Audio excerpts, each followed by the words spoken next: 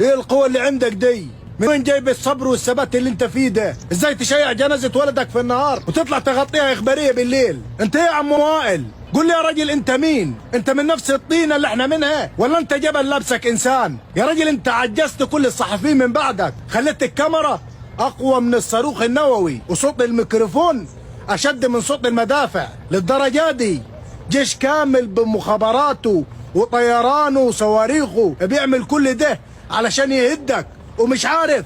للدرجة دي انت تعبهم وحارق اعصابهم. ده انت عمرك ما مسكت بندقية يا ابو حمزة ولا حتى مسدس صوت، ولا هو صوت الحقيقة اللي قالق منامهم ومخليهم خايفين منك.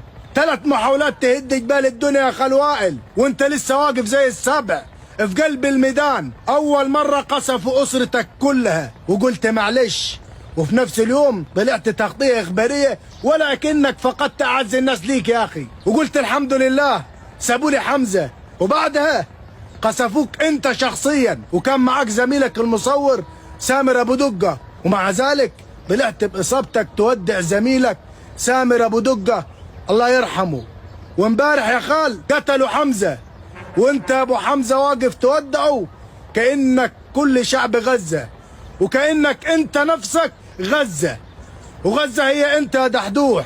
انت مين؟ قول لي ايه الفصيل البشري اللي افراده شبهك؟ انت مستحيل تكون زينا، انت اكيد جاي من زمن الصحابة علشان تعلمنا الصبر والثبات. انت بتعمل ايه في زمننا؟ احنا في زمن خنوع وخضوع. انت جاي هنا تعمل ايه؟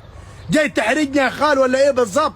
احنا الصحافة عندنا تكييف والجلام فيها تحريف، والمعارك الصحفية عندنا عبارة عن انفصال الفنان عن الفنانة. انت ازاي الصحافة عندك هي محاربة جيش بيقود حرب ابادة على شعب اعزل وانت واقف في وشه وحدك، وسلاحك هي ميكروفونك وكاميرتك، وبعد ده كله ثابت وصلب وواقف في وش المصايب وبتقول معلش يا جبل ما يهزك ريح. خالص العزاء مقدمة من سوهاج قلب الصعيد عن لسان كل راجل صعيدي حر بيقول لك عظم الله اجرك يا ابو حمزة.